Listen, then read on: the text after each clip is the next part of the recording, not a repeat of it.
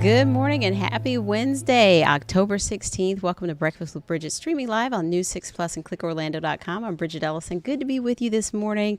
And we are waking up with a little bit cooler air. So it's a nice treat. And we haven't seen the best of it yet. Chief Meteorologist Candace Campos is in the Pinpoint Weather Center getting us ready for this cool front. We got the full moon out, Candace. So the nightlight was on this morning as we came in the darkness. But, I brought my little bit heavier jacket, new 6 jacket today. Ooh, you'll need it tomorrow, that's for sure. And honestly, Bridgett, the coolest of the weather isn't here just yet. The cold front's just coming through. So it will take a little bit of time to get that cold air in place. But highs today will be in the mid-70s. Right now in Orlando, we're at 70 already. So we're really only warming up at like 4 or 5 degrees really at the end of the day. So a really nice afternoon is on tap. We got to get the cloud cover out of here. But once we do, it's just going to be really nice, yet breezy day. So let's take it to the map. Kind of break down what you need to know. I know, right? All good news here from the weather department, which is great. Our first fall front, again, coming through. Highest day will be in the 70s. Lows tonight will be into those mid to upper 50s. So it will be some of the coolest weather we've seen in quite some time. And then it will be staying breezy throughout the rest of the week. And temperatures throughout the weekend at least staying mild. Temperatures out the door right now. We're at 67 in the Villages, 69 in Sanford. Right now we're in the 70s though across most of our southeastern zones from Orlando through Melbourne. And that's because that cold front is still trying to make its way through. Once it does and it finally clears within the next hour or so, we will see the skies go from mostly cloudy to mostly clear. That breeze coming in from the north, we will be picking up, gusting up to about 25 to 30 miles per hour.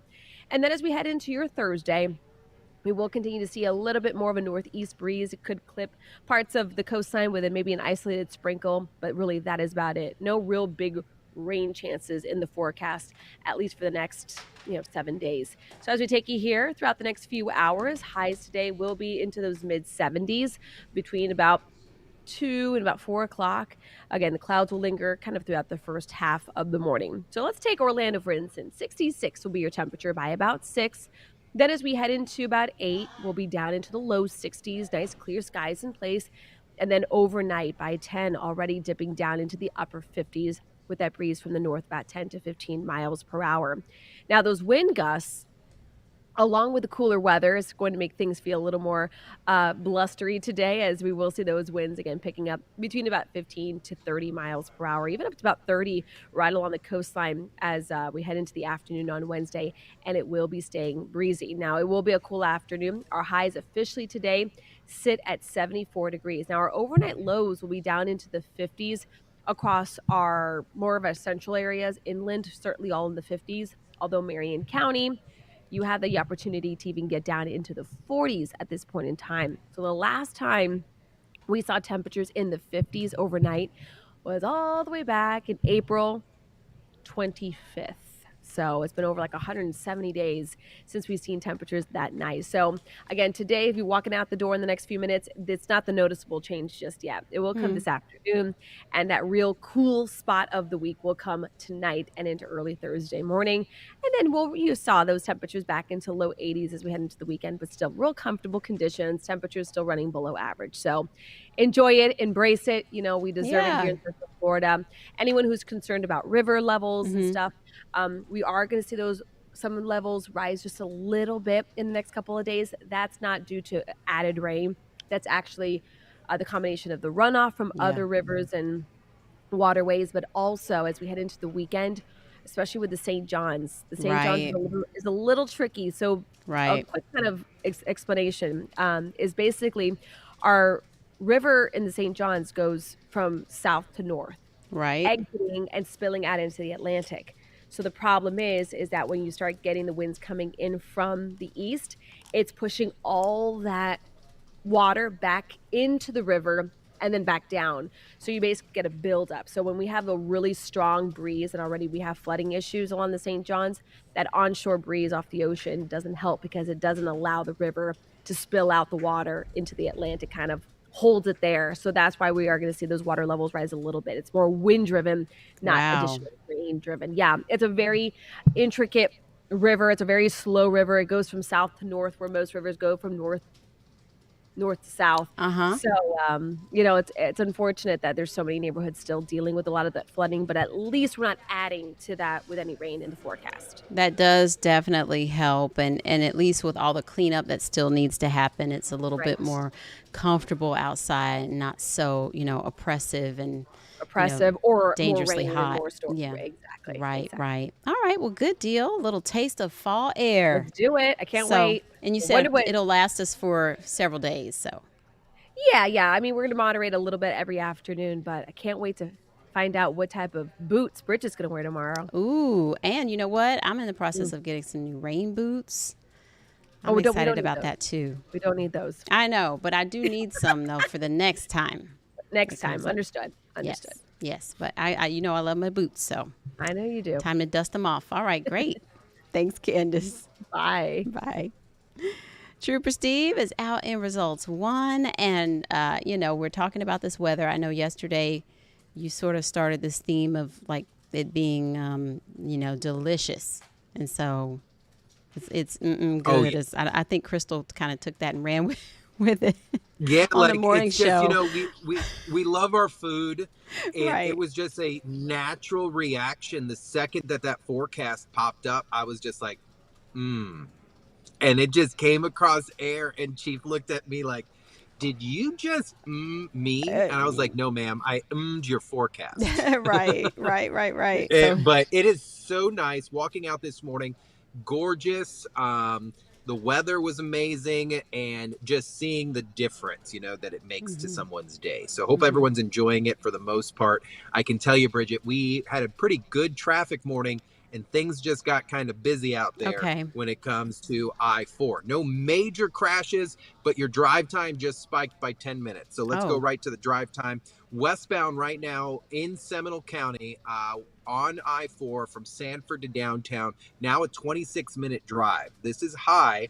As I was headed up this way, I saw some troopers responding to assist a road ranger on the side of the road. So there is a minor crash out in that area, so please be careful. Pleasant Hill, though, and Aloma has been cleared out. But these are the delays I'm talking about. If you're coming in from Volusia County this morning, Orange City, Deltona, Lake Helen, watch out for the slowdowns there on I-4, but major slowdown as you approach Lake Mary Boulevard. The second you clear that, you're going to be good to go. I do think we're going to have a pretty decent morning commute outside of those slowdowns, because once you clear 434, you're clear through the Altamont area, no big deal. And then routine slowdowns along OBT southbound in Lockhart, and then eastbound right there in the Piedmont Wekiva area. East and westbound on 408, nice and smooth. You'll only run into a quick slowdown if you're coming in from like the Azalea Park area on 408 as you approach Goldenrod. But then Volusia, if you're hanging out in Holly Hill this morning in our coast, Bridget, we're looking pretty good. I get to join forces with our partners today, Bridget. They reached out, the radio, Mix 105.1. If you guys remember, Bridget kind of yeah. led the News 6 at 9 morning team for a long time, and we used to have CJ come Mm-hmm.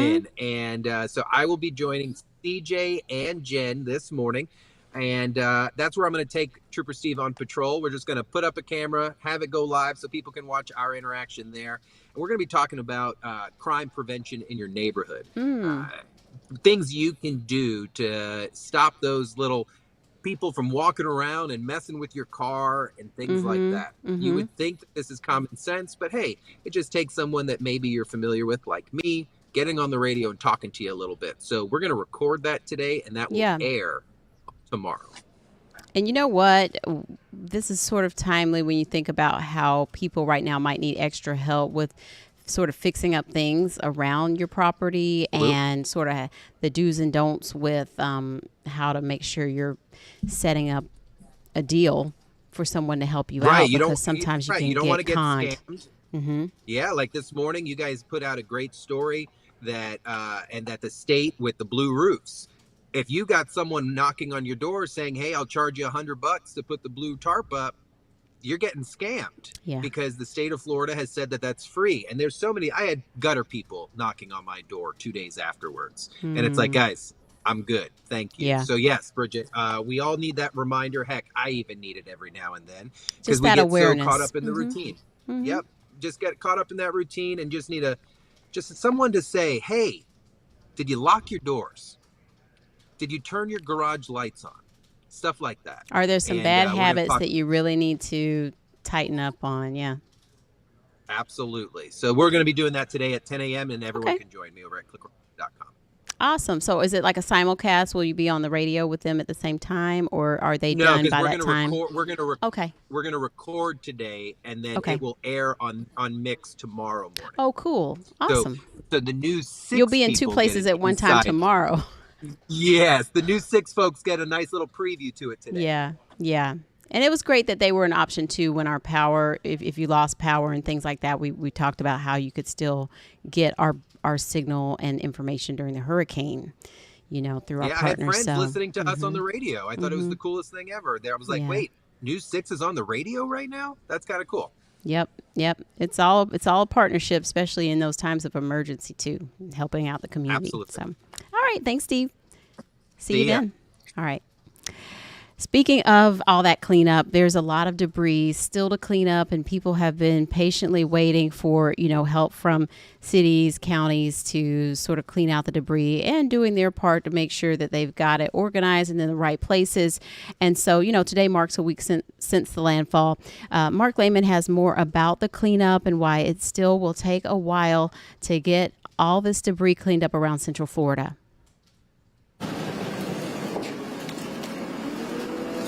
Giant piles of debris are only beginning to grow at landfills across Central Florida.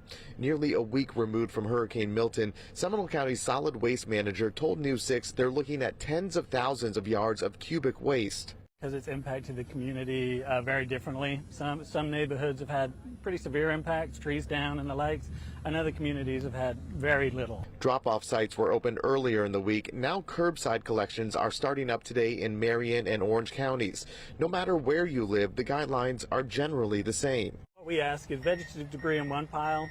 If you were impacted and have fencing panels or drywall or other construction and demolition debris, we ask you put that in a clear, separate pile for collection. But with so much debris, collections are going to take time. Officials saying it will likely be 1 to 2 months before everything is cleared out.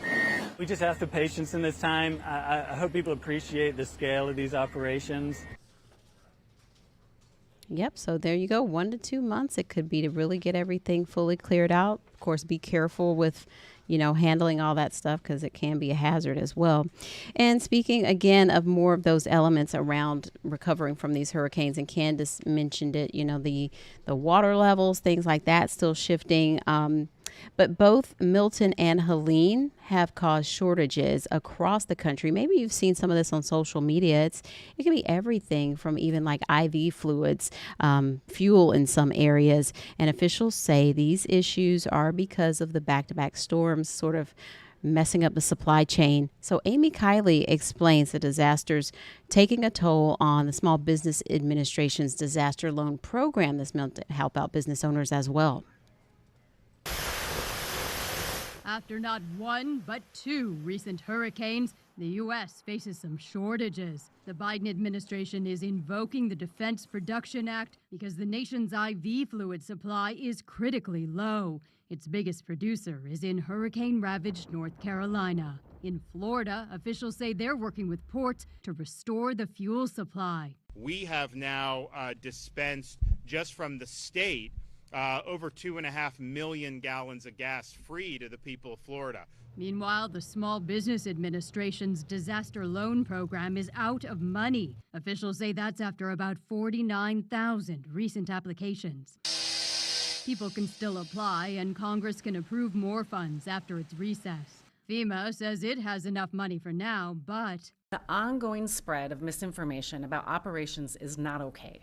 It has got to stop. The agency says false rumors are making it harder to get relief funds to hurricane survivors. We don't know how many people are not going to apply for FEMA because they have heard misinformation about FEMA taking their property or other wild accusations that are out there. For Breakfast with Bridgett, I'm Amy Kiley, News 6. All right. Thank you, Amy. We're going to take a quick break. We'll be right back with more of our investigative stories and headlines here on News 6 Plus and clickorlando.com. Welcome back. We have a new investigative story from Mike DeForest this morning. Imagine if you were a family that was going through fertility issues and trying to start a family, and then you maybe decide to go with a surrogate and that whole process. And of course, it's expensive, it's emotional. And then the company that is helping you with the financing just splits town, just closes down. Well, there were several families impacted by something like this that recently happened. And News 6 investigator Mike DeForest did speak with one family who was a part of a very disappointing ordeal, and he has more now. Hi, Tina. Angela Cacciola and her husband Joe are the proud new parents of Antonio. Their son was born through surrogacy, a very expensive process the couple says can typically cost more than $100,000.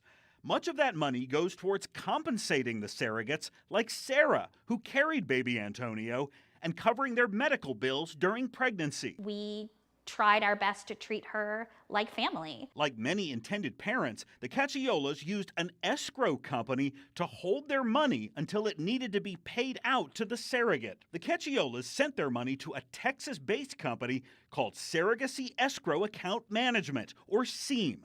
Their slogan, "We'll handle the money, you handle what matters." But earlier this summer, SEAM abruptly shut down. Intended parents like the Cacciolas say they cannot get their money back from SEAM. Now, lawsuits have been filed against the company, and the FBI has launched a criminal fraud investigation. We're talking about several $1 million probably that is just gone. Somebody else spent our money. The Cacciolas say they're fortunate because their son was born and most of their payments were successfully transferred. Some couples at the beginning of the surrogacy process say they've lost tens of thousands of dollars, and with that, their hope of becoming parents. Mike DeForest, News 6. All right. Thank you, Mike. And I'm sure that this isn't the last that we'll hear about this. So we will follow up and keep you updated on that. You know, we're getting closer and closer to the end of the month. And you know what that means? November and Election Day. And that's just less than 3 weeks away. So that's crazy that it's coming up so fast. News 6 investigator Lewis Bolden spoke with several local supervisors of elections and has a breakdown of some of the topics people are talking about, as well as the system, how it works, and some of the things that they're doing to ease people's anxieties. This was a candid conversation that we're going to show you a portion of. We sat down with the supervisors of elections for 5 Central Florida counties. Alan Hayes from Lake County has held his post for 28 years. In Osceola County, Mary Jane Arrington has been there 16 years. In Seminole, Chris Anderson has been on the job 5 years. Lisa Lewis has been in the Volusia office for 18 years, 8 as the supervisor. And finally, in Orange County, Glenn Gilzine was appointed by the governor and has been on the job for 7 months. They all shared their hopes and concerns about the upcoming election. Describe your overall feeling about the November election in one word. Supervisor Hayes. Could have used 2 words. No. Used 2. Extremely important. Not only important, but exciting, because a lot of choices are going to be made. Exciting. Mm-hmm. Supervisor Anderson? I am concerned about the apathy of voters. You know, when they think about participating in the elections, listen, the magnitude of your participation determines the magnitude of change, because we saw a decrease in turnout from 2016 to 2020. Am I going to see another decrease in turnout, or is it going to be an increase? So I'm curious to see how voters are going to respond to the candidates that are on the ballot. The one word is optimistic. And the reason why, I got to give a shout out to my predecessor. Bill Cowers left an amazing team. We have over 425 years worth of experience. One word. I'm going to go 2. Just okay. Like okay. I would say exciting and anxious. Okay. You know, there's a lot of people that are anxious about what the results are going to be and the turnout and how the turnout's going to be. Are you anxious? I'm a little bit, just because of the atmosphere that is in our time right now in elections. You know, there are threats made to election workers. The campaigners seem to be getting more and more aggressive with trying to get their message out. And it is a little anxious feeling sometimes because you don't know what is going to happen on Election Day. Have any of you been threatened? I've received death threats in the past, yes. Okay.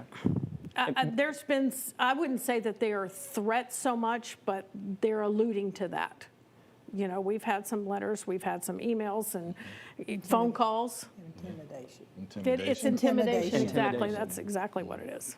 Yeah. So there's been a little bit. It's not as much as rampant it is in even a lot larger counties than what we have in this area. It's more rampant there, but there's still that feeling, and you have election workers that are anxious about it also, and what may happen. And that's hard to calm that fear a little bit so that we do have election workers and that we're still here for the democratic process, the republic. We're here so that elections are safe and secure.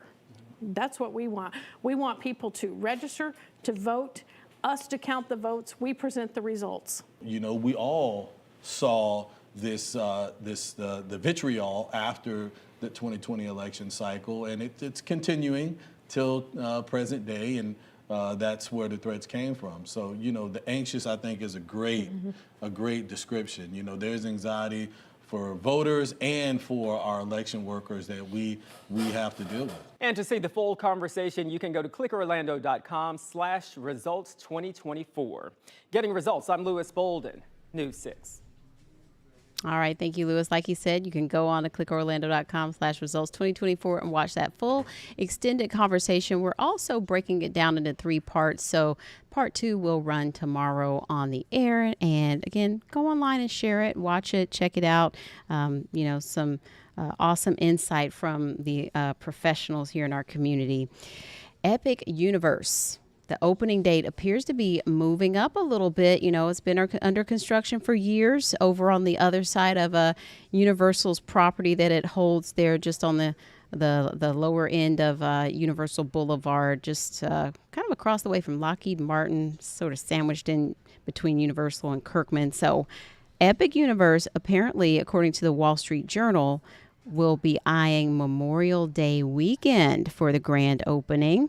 And nothing's confirmed quite yet or made official, but Universal was saying that Epic Universe would be fully open by next summer. But insiders are telling News 6 that there could be months of preview openings, some soft openings for guests like pass holders.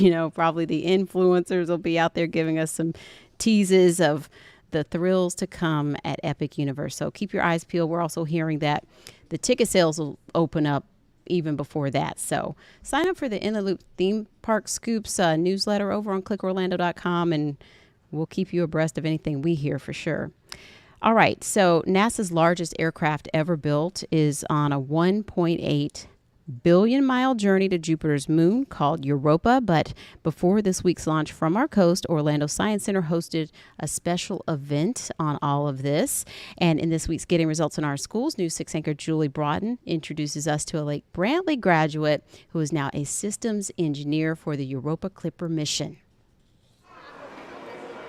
Weekends at the Orlando Science Center are typically pretty busy. Hi there. Would you like to come to our NASA exhibit? Come on in here, let me show you. But on this particular Saturday, so the spacecraft is 100 feet long, so it's as big as a basketball court. There's a little extra excitement. So I'm an engineer and I work at NASA, and I work on this project, this mission that you're seeing here. We're sending a spaceship out to Jupiter. The Science Center's Founders Room turned into a pop-up exhibit of all things Europa. It's got this rocky seafloor and then all of this water. Jupiter's largest moon. Well, thanks everyone so much for being here.